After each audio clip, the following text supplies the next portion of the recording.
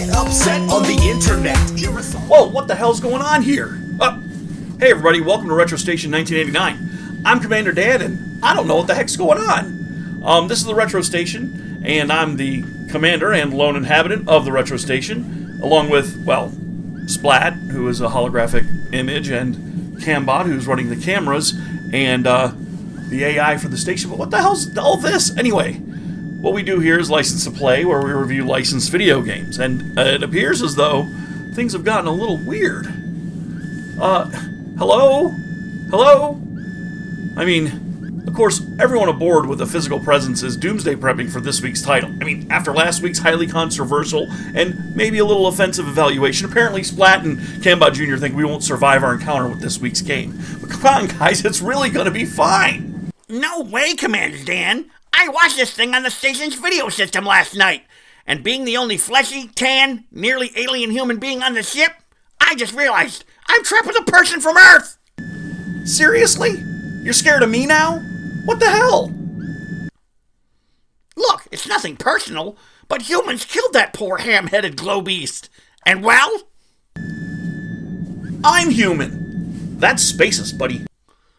Hey, I think poisoning E.T. and stealing his organs is a hate crime. Wait a minute. That's not how E.T.'s movie ends. Too scary. I got the gist, though. You hang around with humans, you turn into a chalky white dog turd on the sidewalk. Oh, ha ha. Well, Elliot didn't seem to be doing so great either. They both look like a pair of dried-up dog turds. And furthermore, that's not how the movie ends? It isn't? No, you dinkbat. The movie ends like all Spielberg movies end. You know, with a happy ending so sweet it'll rot your teeth out. I don't have any teeth. And neither does the ending of E.T. Look, bud, I promise you, you're in no danger from me. We're best friends. And the Retro Station is going to be just fine. Can we at least get out of Code Red and lose the horns for crying out loud? Thank you. Sheesh. Cambot Jr., fire up the historical footage and maybe I can calm all of you down just a little bit. Let's set the flux capacitor to way back in the 1980s, when I was just getting into the 3rd grade. My family was constantly on the move. My dad was in the military, and the move we just made was all the way across the Atlantic Ocean to the city of Pattonville in Germany near Stuttgart. We just arrived and our toys and housing stuff from storage had finally arrived sometime after Christmas. All our stuff had been packed into ice chests and coolers and had that smell of old store-bought ice and plastic and rubber. We'd been there long enough to realize that AFN television wasn't going to cut it for a house with 3 kids, so my dad got a VCR to entertain us. He got us 2 movies. From a friend of a friend from the streets of Stuttgart, I guess, 2 bootlegs. Because we missed E.T. In the theaters and Empire Strikes Back with the move to Germany. And there, in our apartment, we watched a bootleg of E.T., and I loved it. It had D&D, a wise-ass 80s kid, and helping a helpless alien who looked like someone accidentally resurrected a honey-baked ham in the wrong order, but somehow looked enough like Estelle Getty to be considered cute. Sort of like this. The movie had a lot to love, but then Elliot shared his Star Wars toys with E.T., which immediately gave him points in my book, and I fell head over heels for the flick. We were in Germany for the middle of the 80s, and that VCR got us through a lot of, boring weekends, and it got a thorough workout. But just before heading back to the U.S., we got this bad boy. Now this is an Atari 2600 cartridge. The Atari, well, it was a workhorse home entertainment console for many, many years. The technology was never cutting edge. It was maybe close to what contemporary level of tech to keep pricing lower than it otherwise would be, but it wasn't really what you'd call space age. I mean, in the 80s, the Atari was the home console choice of most families, and mine was no exception. Commander, how can you be sure? Of all the games in the Retro Station's holographic collection, this game has the worst reputation, beyond that of even McKids or Dick Tracy. Oh no, you threw down the gauntlet, Margot, and I don't back down from challenges, because I'm not very smart. But your concern is noted. Thank you. Cambot Jr., let's throw down some context for our fine space pirates and the sponsors from Planet X, and talk a little bit about the little challenge this week. Well, first, in the 80s, the arcade craze was at its first golden age peak in 1982. reaching 10,000 arcades across the US, with games coming out and rotating like television shows or videos on streaming services. Every kind of game was out there, not to mention pinball. Video games were not, as one tech put it, a fad, but a new genre of entertainment. Add to this a new home console market, which basically comprised of very high-end but obscure type experiences like the Bally Home Arcade, or the Magnavox Odyssey 1, which wasn't quite a home arcade experience, but a multimedia entertainment device that used a television. Atari's genius was delivering arcade hits to the living rooms of folks who were fascinated and plunking down quarter after quarter into machines that were found everywhere. Laundromats, gas stations, arcades, pizza parlors, and everywhere people collected and had a minute or two to play video games and a quarter in their pocket, you'd find a video game. In those days, Atari meant video games. If you said Atari to someone, they would conjure up in their head scenes of video games like Space Invaders, Night Driver, Asteroids, Missile Command, Pac-Man, games they didn't even make, really, they just branded. I mean, they owned the arcade space, and almost by default, well, the home console space as well. Just like Disney means family entertainment today, the juggernaut Nolan Bushnell created in Atari was synonymous with two words: video games. Now, the advent of the summer blockbuster was a new concept in theaters, beginning with Star Wars and going forward with hits like Jaws, Raiders, and so many more. The kings of the summer blockbuster were, no question, George Lucas and Steven Spielberg. In 1982, Spielberg continued his dominance of the American box office with another space tale, E.T. the Extra-Terrestrial. And Lucas and Spielberg joined forces and created Raiders of the Lost Ark. Those movies were a hit with kids and adults and told relatable stories, which was incredible, because E.T. legit looks like a haunted lunch meat trying to get a scholarship into the actor's studio. E.T.'s story is a classic one of a stranded weirdo who is taken in by a pack of suburban kids and through hijinks and misadventure learn to understand one another.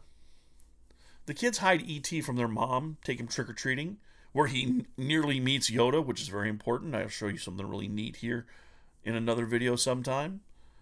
But they finally help him build a makeshift communicator array with a speak and spell, an umbrella, and a Fisher-Price record player, and a table saw blade, and like a ton of string, and some tinfoil in a ditch in the woods. God damn, E.T. is a damn dirty Mary Sue. But E.T. was a hit. Toys, bedspreads, games, snacks, cereal. And because Steven Spielberg was dedicated to the future of entertainment, and Warner Brothers, the owners of Atari, wanted to be in the Steven Spielberg blockbuster business, they came to him with the idea of pairing up to create another video game. See, Atari had changed hands. Nolan Bushnell sold them to Warner Brothers, and they were hoping that this would woo Steven from Universal Studios over to the Warner Brothers studios for movies. They promised him something insane, because they clearly didn't understand how video games were designed, developed, or planned. They promised that Steven Spielberg's masterpiece E.T. would have a video game for the Atari 2600 by Christmas of 1982. E.T. came out in June. Put that in your head. Generally, games based on movies are designed alongside the movie and are in production at the same time. But E.T., as part of Warner Brothers' gaudy attempt to sway Spielberg, was a project that was destined to fail. But did it fail? That's right. This week we're talking about E.T. on the Atari 2600. A game so notorious that it made the AI aboard the retro station freak out, and my friend Splat think that I was going to dissect him in some kind of a laboratory. Well, Cambot, do me a favor and fire up that footage in the databanks called silverbullet.exe.flm.movie. I know more than Margot because I got a great interview with someone very special. Yes, yes, I know. Fire it up. Hello there. My name is Howard Scott Warshaw. I did a number of games for Atari back in the day, most notably Yar's Revenge, Raiders of the Lost Ark, E.T., and Saboteur. More recently, I revisited a lot of my time at Atari in this book, Once Upon Atari, How I Made History by Killing an Industry. Because as many of you know, I am reputed to be the person who destroyed the video game industry in the early 80s with my E.T. video game. Great to be here. Well, thank you, Howard. First of all, you didn't kill anything. Because if you did, I wouldn't have my copies sent back to me of Raiders of the Lost Ark from my family. And I had to re-buy E.T. My original cartridge was damaged in a move. But and I'm telling you now, to your face, truthfully, I love this game. Oh, thank you. But the reason why is because, well, that goes into my questions. My first question is... nobody needs a reason to love E.T. as far as I'm concerned.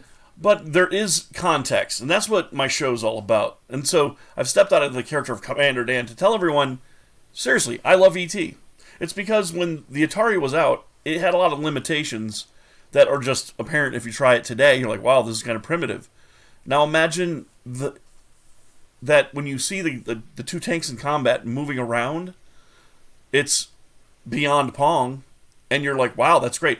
When you see multicolored human figures walking around in E.T., that's magical. Now, the reason why I wanted to mention all of that is because I watched the documentary. Once Upon Atari. Which documentary is that? I believe it's the one that you produced back in the 90s. Oh, Once Upon Atari. Yeah, Once Upon Atari. You interviewed Carla Malinsky, Jerome Dumarat, Todd Fry. Basically, all the heavy hitters from the early days of Atari before the Warner Brothers shake-up and what they called Your Fault, which wasn't. I think that there's a lot of things that happened, and it wasn't Pac-Man either. If it was, then why are there millions of copies sold of Pac-Man? But anyway, I want your opinion on this and your answers for this. But my first question would be, describe to somebody who doesn't know what the limitations of the Atari were for someone creating any game that would create visuals on the screen. It's hard to describe the limitations of the 2600 to people who aren't familiar with some basic tech. But it's the idea of trying to enter the Indy 500 with a tricycle would be one way to put it. Okay. We only had 4K of memory to use to do the entire game program. Nowadays, you use more than 4K to describe a single element of any game. We had 128 bytes of RAM, not K, but bytes of RAM to play with. RAM is the memory you can actually write and change things with. So if you want to use scores, positions, anything you need to remember and track that changes during the game, that has to go in RAM. So imagine having just 128 sticky notes, and on each one you can write only like 3 or 4 digits. And that's all you have for the whole game. That's pretty limited. And the idea was to try and do as much as you could with by tricking the hardware and using clever techniques as opposed to just elaborate programming. And that was something I really specialized in and really enjoyed. That was the fun. That was the thrill of VCS programming. I think breaking through and finding something cool to do. I think of all the folks at Atari, it was you and Dave Staugus who shocked me as a player. Like I had to read about how these things worked when I was a kid because I was like, why is Krull so different from say the Atari port of Jungle Hunt? Jungle Hunt's not a bad port. It's actually one of the best 2600 ports out there. And it was later when the Atari Junior came out that one kind of got another, rebirth. But it's like they also added chips to the carts to kind of boost things. Meanwhile, Krull is a multi-stage story being told, much like Raiders of the Lost Ark. Without the manual, this game is... I can see what somebody goes, oh, this game, I can't figure it out. This game is ridiculous. Second player controller. I'm like, yes, because all the functions you'd have on a Nintendo controller are all done with the actual Atari and a second controller. To that, is it easier to translate an arcade game like Jungle Hunt or Pac-Man to that limitation? So, like, you've got this one box of Legos to create, Monticello. Is it easier for an arcade experience, like a straight-up Jungle Hunt, or to develop new experiences based on licensed properties? Which was harder? That's a really good question. I mean, the idea of comparing coin-op conversions to original games, licenses would be original games that just have a property associated with them. I never wanted to do a coin-op conversion. Even though my first game was assigned as a coin-op conversion, I found a way to get around that and do Yar's Revenge as an original. And it's a masterpiece. It is. Oh, thank you. Appreciate it. I mean, it's Defender, Yar's Revenge. If they did a redo of the actual Yar's Revenge as an arcade, like just put it out there as a standalone, like a Fix It Felix kind of reminiscent. Well, one. people did that actually. There is an arcade. There version is. I will put a link down below. I will find it and I'll check it out. That sounds really awesome. It was basically the VCS version just put in a cabinet, but I've seen it at shows. But anyway, I mean, it's an interesting point. The difference between a conversion and a licensed property or an original game, the problem with doing a conversion is very straightforward in that the game is all designed, it's all set there, people like the game. The problem is that coin-op technology moves so quickly past what the VCS capability is that you're always kind of really lagging behind and really kind of sucking wind when you're trying to replicate a coin-op game. And the later on, the better the coin-op games got, the further behind they were. Now, with an original game, if you're going to do a license for an original game, now what you have is you have the freedom to do anything you want to do on the system, but you have a bigger name to live up to, and you have to make up a game. Now you have to create a gameplay, because there's two kinds of people who program, right? There's two different vectors of game designers. There's people who are really good programmers, and there's people who are really good game designers. And everybody has a score in each of those categories. Everybody wants to be the best at both, but not everybody is great at both.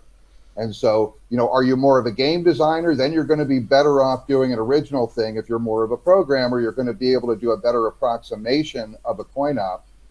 But obviously, you always need to draw on both. I always preferred the original thing because I like the freedom of being able to create a game, and I was always confident in my ability to make up a gameplay and do something worth playing.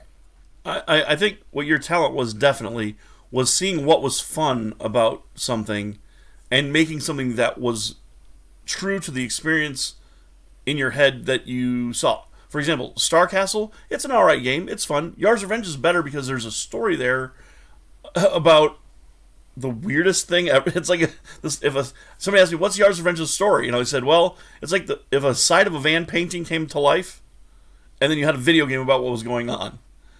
Or a Yes album cover. It's amazing. And the comic with it shows that there was thought put into it. Yeah, there's a lot of programmer cheekiness where it's Ray Kassar's name, but the story is like, okay, but here's how it sets up the co-tile, here's how it sets up the barrier, and here's how it sets up Yar. Well, Yar's Revenge was the first time anybody had written a backstory for a video game, and I did that to support the game.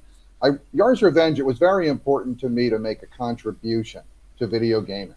I wanted to do some breakthrough stuff, and there's a lot of things in Yar's Revenge that became standards in video gaming later on. But one of them was it was the first time a video game had a full-on backstory, and then it had the first ancillary product with the comic book to tell the story.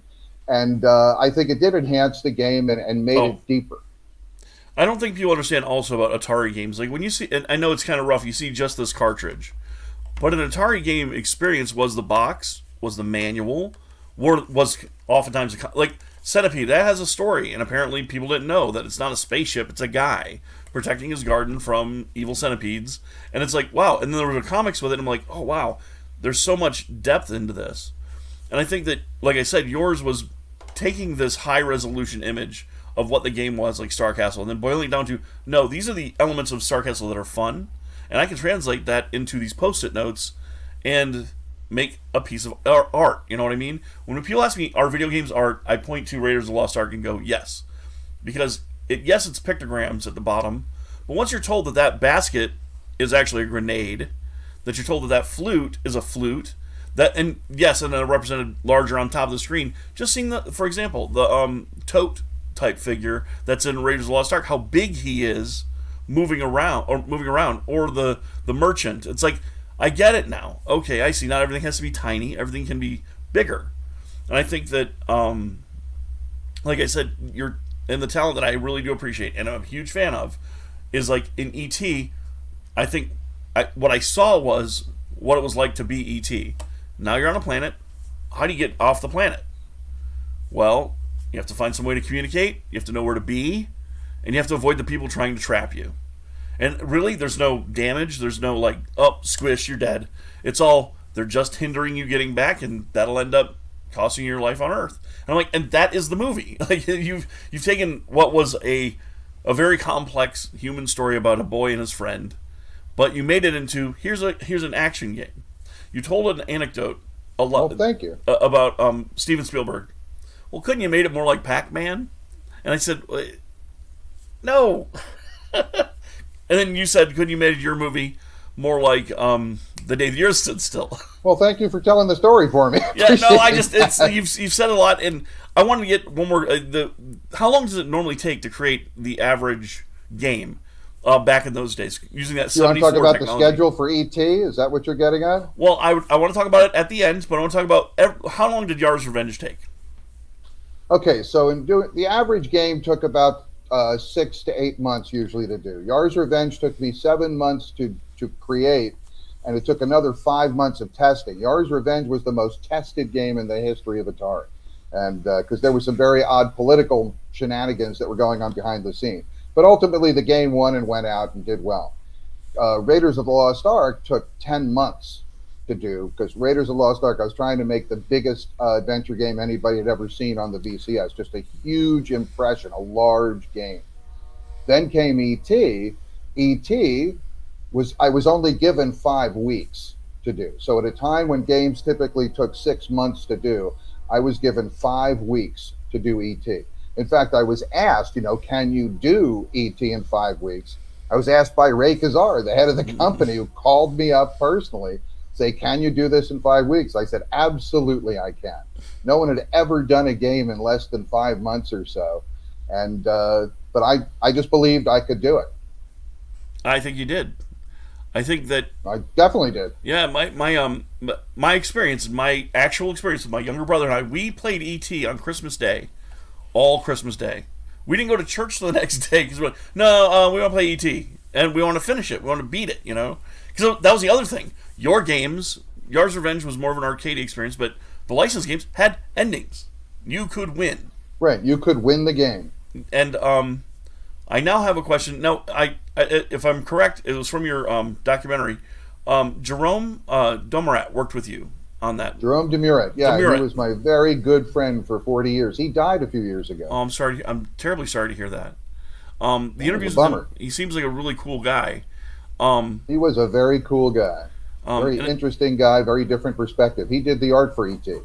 Really? Wow. And I think it's like the music for E.T. Like, I know it's just a little ditty at the beginning, but to capture like I said, you capture a symphony in bleeps and boops. You know what I mean? You capture a film's art feeling. is an interpretive experience, right? And the VCS is a very primitive tool. That just means you have to adapt concepts to a primitive environment and hardware.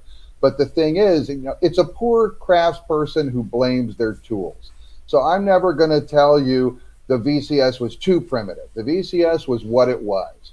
The only limit you had with it was your imagination. The VCS was so primitive that it didn't have a lot of structure built into it that forced you into corners. So you could definitely walk off cliffs and hang yourself at times, but there was also the opportunity to create some really elegant and elaborate shenanigans with the hardware itself and exploit things. Like, for instance, the Ion Zone in Yar's Revenge. Right. One of the problems we have with the VCS is memory was so critical, so short, and graphics cost a lot of memory space. Well, I thought, I'm not going to waste space on graphics. So what I do is I created the Ion Zone by using the code from the game as the graphics and as the color value. Oh, yeah, right. Wow. It's a glittering effect, but what you're actually seeing there is code values just shoved into a graphics register and into a color register. And so that way, those things cost me absolutely zero memory, and it's a great visual effect. That's an example of the kind of thinking you have to do to really do well on the VCS. Right. And I as I recall, there was a group of programmers who left to form Activision. And Pitfall was one of those things where I've heard it claimed, oh, this is the first game with a person running across the field. I'm like, well, the first game I remember with a person was Elliot in E.T. But Mike, and he's colorful. Like there's things about Activision games that are great. The action is great, but like in Keystone Cops, it's like it's one blocky guy. Maybe its feet go like this. In E.T., you've got Elliot walking around, his arms move. These are trade-offs. These are trade-offs that you have to make. Like you look at the differences between Raiders of the Lost Ark and E.T. With Raiders of the Lost Ark, I wanted to make a huge game, so I reduced the resolution so that because I wanted to maximize what I could do with the memory I had and create the game impression. Then with E.T., I crafted a very different type of approach. With E.T., I used maximum resolution everywhere I could and increased the opportunity to use color to give Jerome the opportunity to make the best-looking graphics that he could with certain of the objects, some of the player objects, and try to make something that really looked eye-poppingly good, at least by 2600 standards. But these are different design goals, right? And that's what you do. When you choose your design direction, you make trade-offs and you make decisions that either support or don't support where you're going. But I had a different vision for each game. And with E.T., the vision was make it beautiful and get it done. And I don't think anyone can deny that opening screen isn't one of the best visuals on the Atari 2600. The music is one of the most faithful representations of an opening ditty for an arcade game. I mean, Pac-Man sounds like 4 telephone tones. Meanwhile, E.T. looks and sounds like the experience. Thank you. It was a big game. I wanted it to have a big opening impression. You nailed it for my taste and my honest taste. You nailed it, and in a short amount of time. Thank you. Heroic. In fact, I have a question about heroic because I'm an artist, and I've long admired people who take things and make things out of hard situations. Like Teenage Mutant Ninja Turtles is 2 guys in a loft, their last chance. It's poster board, them fooling around and drawing with just their inks and just their pens. And just Letratone, and that's it. And they create their last comic, and it hits. In your case... You know what they say, when Warner gives you lemons, make lemonade. I have a question about, in the documentary, they show this picture of you, the Enforcer. What's the story? That's the one with the Mr. T hat on, right? Yes, yeah. Because I was also doing a game called Saboteur. That was my 4th game at Atari. And that was my longest development. I actually have the shortest development, the longest development in history, because E.T. was done in 5 weeks and then went out to manufacturing. I worked on a game called Saboteur. That took a while in development, but wasn't released for 20 years. So I have the shortest development and the longest development time of any game. But Saboteur was an original creation that I did after Raiders and E.T. I wanted to get back to basic Twitch action like Yar's Revenge, which is my favorite type of game to make. But it took a while to come up with a good concept, a multi-screen action play game, a little Twitch stuff. I really enjoyed it. And as we were starting to close in on it, Atari picked up the A-Team property, and they decided we're going to work on the A-Team. So I had to recraft the game to add the A-Team theme. And it was while doing that, I went out and got the Mr. T hat that I put on. It's pretty and great. I'll show that. I'll splicey by all means. A picture of it because it's pretty great. I'm known for getting into character for various games. I had a hat and a whip. For, Raiders of the Lost Ark. There's some good stories about that. That's in the book, correct? Oh, yeah. And Once Upon Atari, you can hear all the stories about how I used to sneak up behind marketing people and execs who would come visit the building and crack that whip. Jump right out of their suits. It's pretty great. Interesting. I actually have my copy winging its way here. I saw it on Amazon when I was looking for the documentary to take a peek at. IGN did excellent. a review and if of it, anybody wants an autographed copy, you can get that at onceuponatari.com. I just wanted to mention that for a moment. Please do. By all means. But with Saboteur, they wanted to make it the A-Team. So it started to develop Mr. T graphics and A-Team type graphics. And while we did that, I picked up the Mr. T hat. And I was wearing it one day in the graphics lab. And Jerome, who's the one who took a lot of the pictures of the spontaneous shots of me here and there, because he always had his Polaroid handy. And that's what had that shot. The Enforcer, was Mr. HSW. to work on the A team. And then they decided they didn't want to do the A team, so we switched it back to Saboteur. Then they said, nah, I think we will do the A team. We switched it back to A team. And then Atari crashed. That was got to be about, mid 1984. Right. Then Atari sold out, the crash happened, and it never got released until one of the throwback systems. Right. Many years ago. Right. And I've seen footage of the prototype. I guess my question would be, one of the esoteric choices was to have just a head on the screens. Yeah. What prompted that? I mean, it is the most iconic image from the A Team. I mean, absolutely, and that was the point. It was supposed to be identifiable as the A Team, and the truth is, you don't really need a character. I mean, we ultimately had a character in Saboteur, but for A Team, I just thought, my idea is, especially on the VCS, we were not trying to do representational art. What we were trying to do was create video game play that made sense and to some degree had graphics that were identifiable. It was an opportunity. Mr. T is an iconic image that we were able to replicate. Oh, no doubt. So if you're going to make a little Mr. T head and a generic body, it didn't make sense. I thought it made more sense to have greater detail on the image, use it as a head, and so you shoot out of the head. So what? It's a video game. It's like, if you're going to look for realism, that's what one of the things with E.T. was people were really upset. And this was an interesting lesson. This was a very interesting lesson from E.T. One of the problems we had with E.T. was that it looked so good that people expected it to be real. They expected it to operate real physics the way it should be. Like you were saying before, here's an actual person. Here's actual characters that are running around and you get it. But the thing was, as a video game, you have collision detection. When any part of you touches a well, you fall in.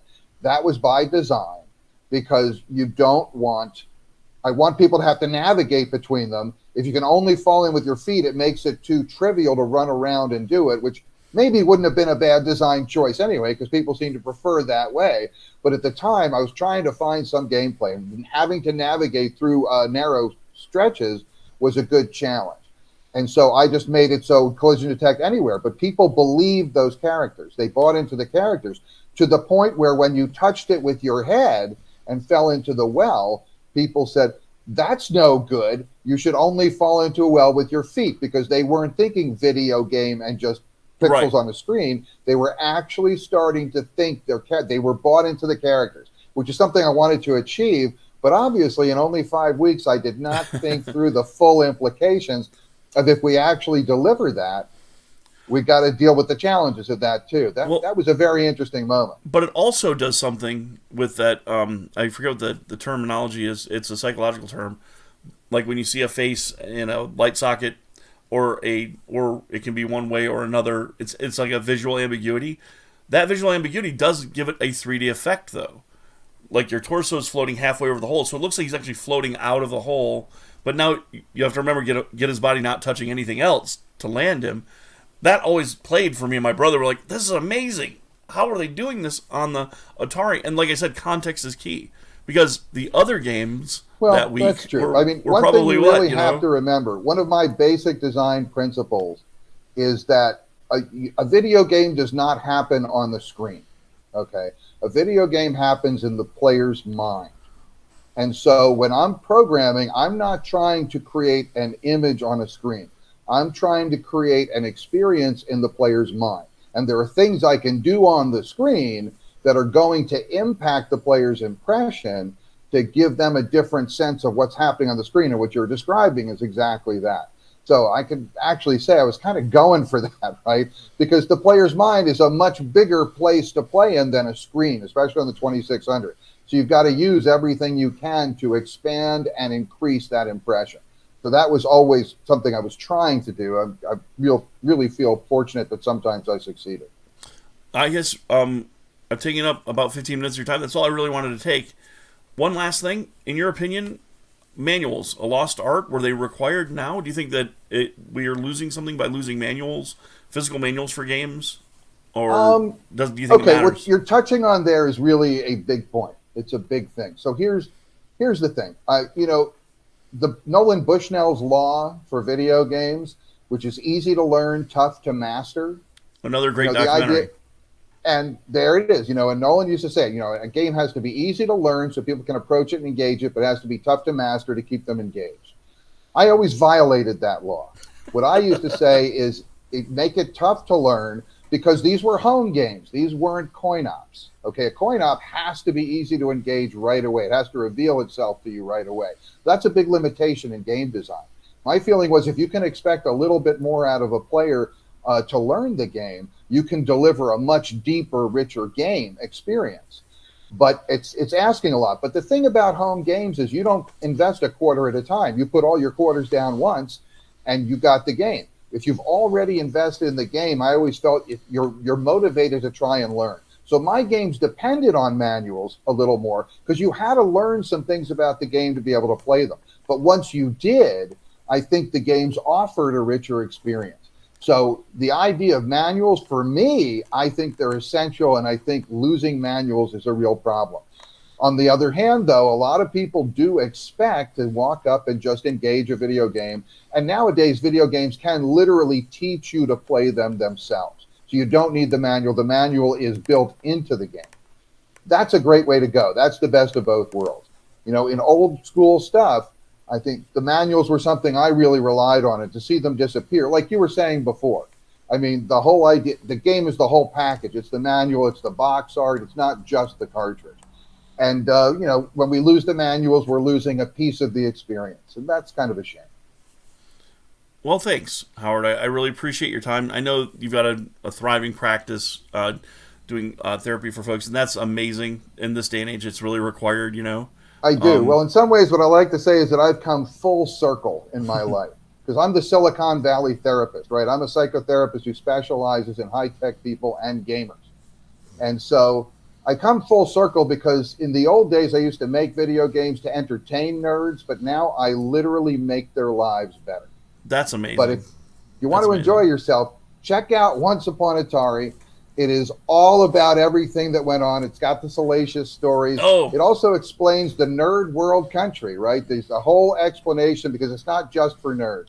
If you're a nerd, you will really dig it and you'll see the inside story. If you're a non-nerd, I will explain nerds and nerd culture to you so it won't be as elusive as it seems right now. Oh, absolutely. And I want to give one last shout out to Carla Malinsky. She designed one of my favorite games, Star Raiders, because that game is so difficult to get unless you have the manual and the controller and understand what she was doing. It's like if you love Exile or if you love like the new 4X games that are like Sins of a Dying Planet. That's the first one, and it was on Atari. She also did Warlords and Dodge 'em. She did some great games. And the sad thing about Carla Malinsky is that she's always known as one of the first women programmers because she was a woman who was programming. But the truth is she was one of the best programmers on the VCS period. Oh, and she was a great game designer. She really knew what she did. That Warlords, it's like as a coin op and as a home game, fantastic. And the options you get when you play it at home to make it different and better. I think that what really you did, Howard, and this is my last little opinion thing, is that you bridged the gap between the NES era and the Atari era. Your design sense had more to do with how the Nintendo saw their entertainment system as an entertainment system rather than just a video game system. And so their things could be more complex. And you were doing it on literally hardware from the era of disco. Like the RCA Select I really Division. Appreciate that. But it's like, and that's the point of this review that I'm doing right now, the evaluation I'm doing of E.T. for the Atari. I've played bad games. I've played games that are terrible. I've played games that are primitive. But I never saw E.T. as either of those things because I lived through it. Now, I've met a few of the folks who make videos. I have yet to meet James Rolfe, but I find his videos hilarious. And your part in his movie was absolutely wonderful. The only touch of sadness I felt was that it felt like they blamed you for something that you didn't do anything bad in that situation. Even Pac-Man wasn't bad for what it had to be, which was 24K, and that's all you really need to say. The truth is, I don't believe E.T. is the worst game of all time either. But I do prefer when people identify it that way. I like the idea that I did the worst game of all time because Yar's Revenge is frequently cited as the best game of all time. So as long as I have both, I I have know. the greatest range of any designer in history. You're the Kobe And I'm Bryant very of video proud of games at that distinction. point. Well, thank you, Howard, very much for your time. I do appreciate it. And what You're welcome. you have? Let me I just heard you had say a book that, out. with Once Yeah. Upon Atari, you will laugh, you will cry, you will kiss less than $20 goodbye. I promise you. All right, and that's at onceUponAtari.com. Get it. There's an order from Commander Dan. And thank you so much, Howard. This has been a blast and a huge honor for me from one of your major fans. Thanks so much. Dan, I really appreciate it. I No really problem. appreciate talking with you. Very cool. All Thank right. you so much for having me. Great. Well, thanks for coming aboard the Retro Station 1989. And everyone remember to always, always stay retro. I just want to preface this next section with a big-ass rumor balloon pop, okay? There's a story told about this game, E.T. It often said that it was experimental and out on a limb, and Atari had never traversed before this idea of making a movie into an action game. That's a narrative that is not only wrong, but also part of a narrative that was disparaging to a hero of mine, Howard Scott Warshaw. Ray Kassar is noted to have said, "We'd never done a video game based on a movie." Horse shit. I mean, it's arguable that Superman for the Atari 2600 is not based on the Superman movie, but it did capitalize on the Superman movie's dominance in the theaters when Warner Brothers picked them up. Raiders of the Lost Ark, however, which came out before E.T., was an action game based on a movie created by Howard Scott Warshaw. So, Ray Kassar, jam it up your ass. It was horse shit. Raiders of the Lost Ark came out in the same year and was by the same goddamn director. You'd think Ray Kassar would know this, but he didn't. You ever see an interview with this guy, you'll see the fact that he treats everything like it's the wrong business. From the beginning. It's great. Check it out. There's Easy to Learn, Hard to Master. It's a documentary. Check it out. The guy's a real piece of work in that one. Anyway, Ray, at the time that Yar's Revenge came out, told Howard, "Keep making games, Howard," after the masterpiece Yar's Revenge was released to critical and commercial success. And we already got the scoop on the interesting bits. You know, we got it directly from Howard himself. Stuff you can't get everywhere else. So let's talk about the game. The so-called worst game ever made. According to the internet at large, E.T. the Extra-Terrestrial on the Atari 2600 is worse than every bad thing that ever happened. And I'm not making an analogy for it because it's wrong. The game is broken up into 6 environments. 2 pit screens, 3 forest screens, and 1 town screen that consists of the FBI building, Elliot's house, and the Science Institute. The FBI and Science headquarters are where the bad guys take E.T. to slow him down. And if the FBI agent gets E.T., they take all of his communicator pieces. Like, they think he's building a bomb or something, I guess. And the wells and pits and the FBI agent are probably the greatest elements of frustration in the game. But is E.T. defenseless? Nah. He has a series of mysterious alien abilities, fueled by Reese's Pieces. TM. Copyright. Not an ad. Anyway. E.T. has mind control. They can send the baddies back to Washington, D.C., which isn't just sending them to the other screen, which is the buildings in the town area. It sends them off the screen back to D.C. to come back at a later time. E.T. can also use his ESP to find parts of his phone. He can use his mental connection with Elliot to call Elliot to rescue him from the bad guys, find missing phone pieces, and take Reese's Pieces to his home for bonus points. And you'll want to do this occasionally, because if you have too many Reese's Pieces, it starts hurting you. E.T. can also teleport to a screen in the direction of the symbol showing on the power zone indicator at the top.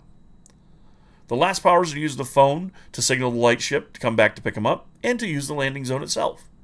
The game is a balance between finding phone pieces, eating candy for energy to power your alien levitation ability, and you're avoiding the human agencies with huge boners for slowing your progress for some reason.